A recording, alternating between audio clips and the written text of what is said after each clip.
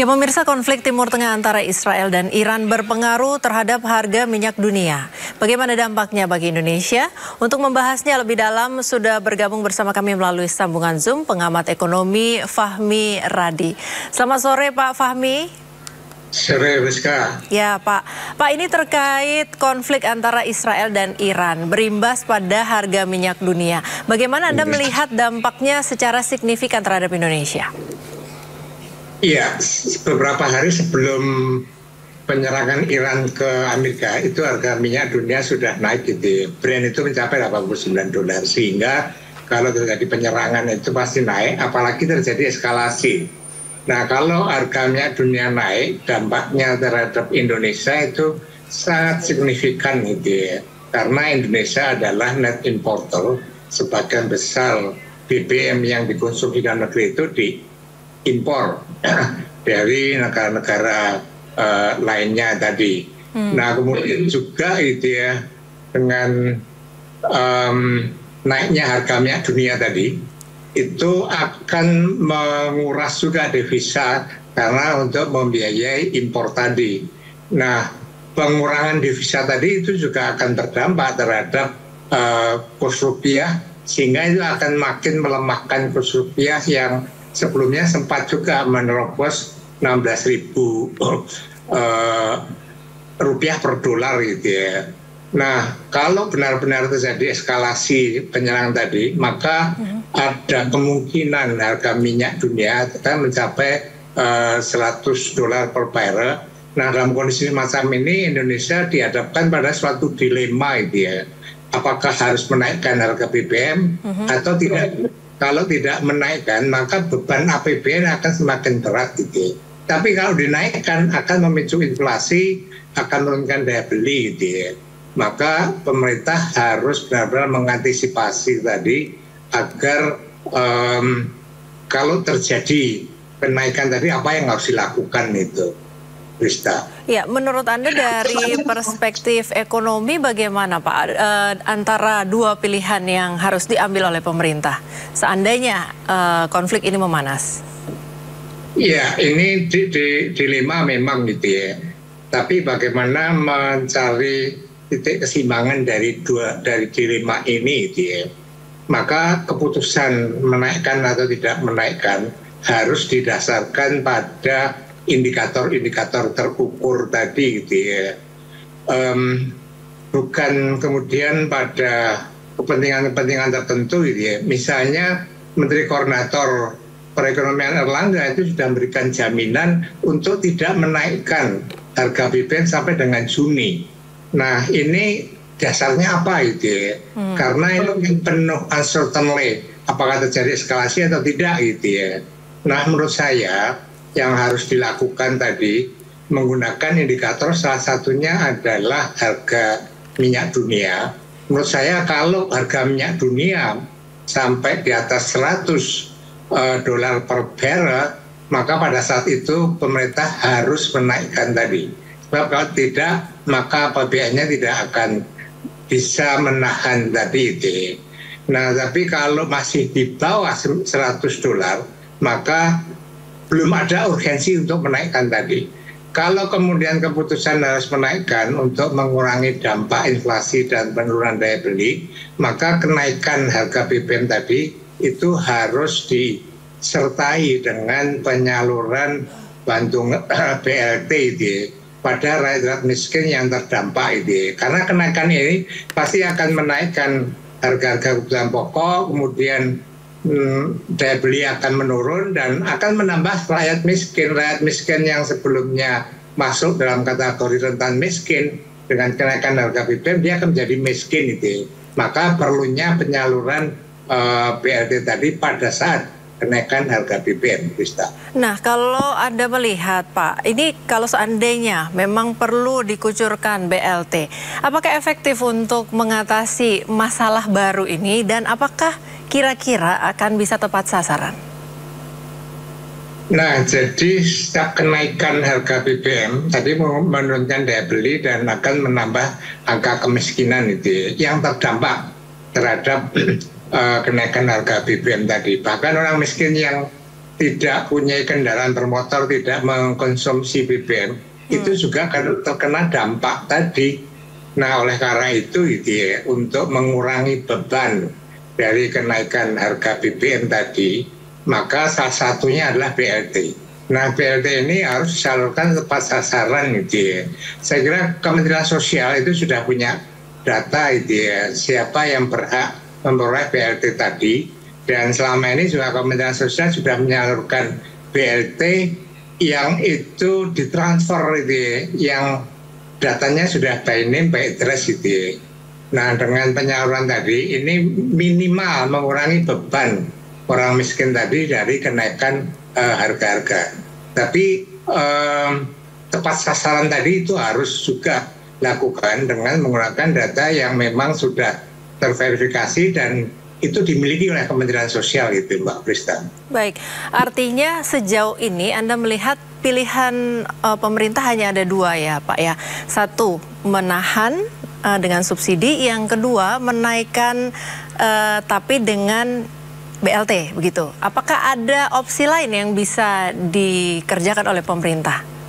Nah, ada satu opsi lagi yang bisa dilakukan, yakni pembatasan subsidi BBM yang selama ini itu tidak tepat sasaran. Jadi pengguna Pertalite, solar dan juga LPG 3 kilo itu besaran untuk yang tidak tepat sasaran besar sekali. Sri Mulyani pernah mengatakan ada sekitar 90 triliun subsidi yang tidak tepat sasaran. Nah, barangkali sebelum memilih opsi menaikkan atau tidak menaikkan, atau sebelum menaikkan, itu perlu mulai sekarang itu diprioritaskan untuk melakukan pembatasan subsidi BBM agar tepat sasaran. Nah, selama ini mekanisme yang selalu coba-coba digunakan oleh Pertamina, misalnya menggunakan My Pertamina, itu tidak efektif sekali dan setelah uji coba juga tidak digunakan. Nah, menurut saya ada mekanisme yang cukup sederhana dengan menyantumkan dalam Perpres tentang pembatasan BBM dengan menyebutkan bahwa yang berhak untuk membeli subsidi BBM, Pertalite dan solar itu hanya sepeda motor dan kendaraan angkutan barang dan orang. Mobil-mobil pribadi dia harus berpindah pada BBM non subsidi pertama ke atas Nah, kalau itu dilakukan, itu penerapannya mudah. Di SPBU nanti tinggal dibuatkan jalur subsidi yang terdiri dari sepeda motor dan angkutan kendaraan angkutan Itu mudah diterapkan dan itu akan menghemat Kalau benar dikatakan mulai 90 triliun, barangkali penghematannya sekitar 90 triliun. Mungkin kalau itu dapat dilakukan dengan efektif, maka tidak perlu juga dengan menaikkan harga BBM pada saat harga minyak dunia itu di atas $100 per barrel itu, Prista. Baik, jadi antara tiga opsi ini berarti kenaikan harga BBM bisa jadi menjadi pilihan terakhir menurut Anda? Benar sekali. Saya kira saat ini itu pemerintah mulai serius untuk menerapkan pembatasan subsidi agar tepat sasaran yang itu sebenarnya cukup besar. Kalau itu sudah dilakukan dengan baik, kalau terjadi eskalasi perang, harga di atas 100, barangkali itu tidak perlu menaikkan, bebannya sudah terkurangi dengan BBM yang tepat sasaran tadi. Hanya masalahnya apakah pemerintah punya political will untuk melakukan dengan mekanisme yang sederhana, applicable, tidak membingungkan bagi SPBU di tempat itu, Prista. Baik, karena ini mengapa ini banyak dibahas karena masyarakat menunggu ini Pak, BBM naik gak ya begitu, berapa lama dari hari ini. Kemudian kalau Menteri sudah bilang bahwa bulan Juni sampai bulan Juni dipastikan BBM tidak naik, apakah itu bisa dipastikan begitu? Nah, saya justru mengkhawatirkan statement dari Erlangga Hartarto Erlangga tanpa perhitungan sudah memastikan bahwa tidak akan ada kenaikan harga BBM sampai dengan Juni.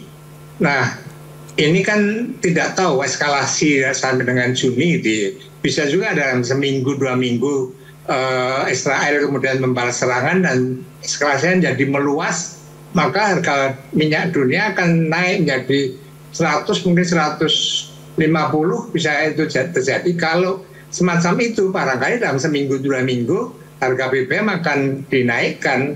Nah, kalau kemudian terjadi kenaikan harga BBM sementara Hartarto mengatakan itu ada jaminan, ini menurut saya justru PHP itu ya. Jadi menurut saya jangan membuat statement yang tidak ada dasarnya, tetapi didasarkan pada indikator-indikator yang terukur supaya tidak membuat rakyat kecewa. Nah, nanti harga sudah naik, rakyat dikecewakan, wah ini akan menyulut juga kerusakan sosial yang sesungguhnya tidak kita kendaki kan, Mbak Prista. Ya, jadi menurut Anda dari perspektif ekonomi kembali lagi Pak, apa yang saat ini penting untuk dilakukan oleh pemerintah? Nah, saya kira hari-hari ini itu ya, pemerintah harus mencoba dulu melakukan pembatasan agar subsidi BBM tadi tepat sasaran, gunakan mekanisme yang sangat sederhana dan applicable, kemudian dicantumkan dalam aturannya Perpres. Nah, sehingga kalau terjadi penyimpangan dalam penyaluran BBM tadi, aparat bisa menindak karena ada dasarnya itu ya. Nah, itu tidak kunjung diperbaharui itu ya, Perpres tentang pembatasan tadi. Itu satu. Nah, kemudian yang kedua yang perlu ditetapkan oleh pemerintah adalah indikator harga minyak dunia dalam pengambilan keputusan untuk menaikkan atau tidak menaikkan.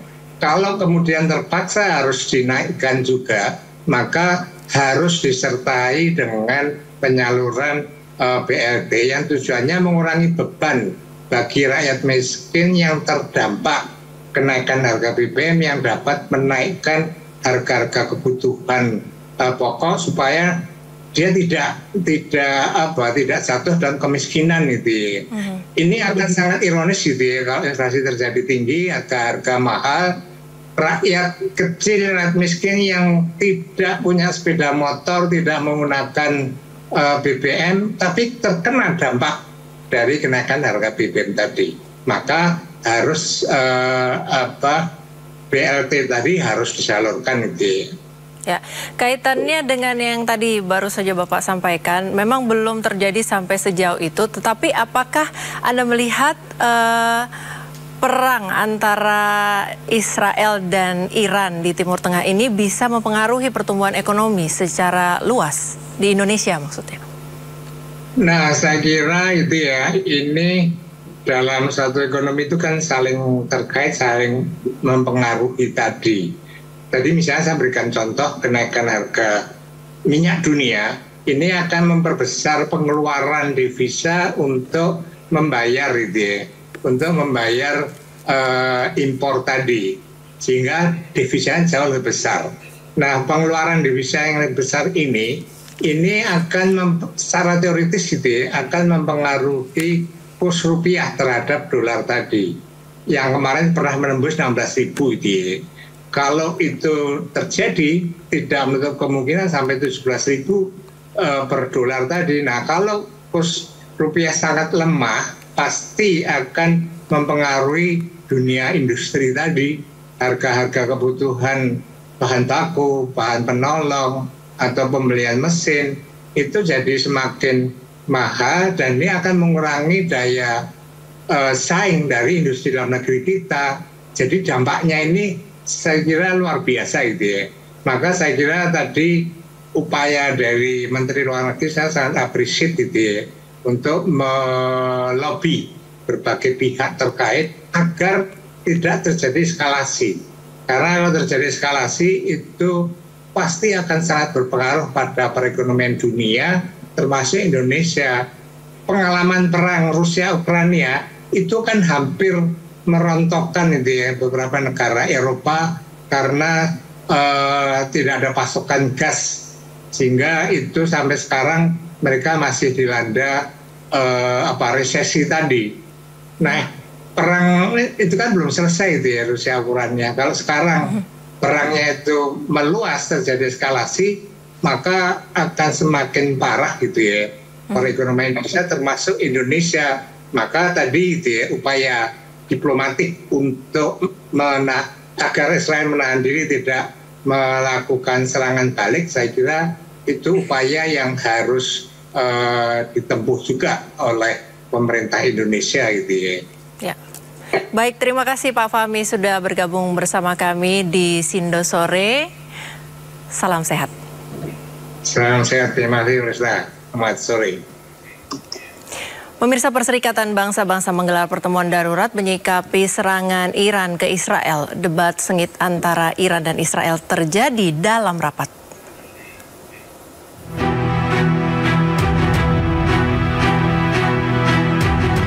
Dewan Keamanan Perserikatan Bangsa-Bangsa menggelar pertemuan darurat usai serangan Iran terhadap Israel hari Minggu.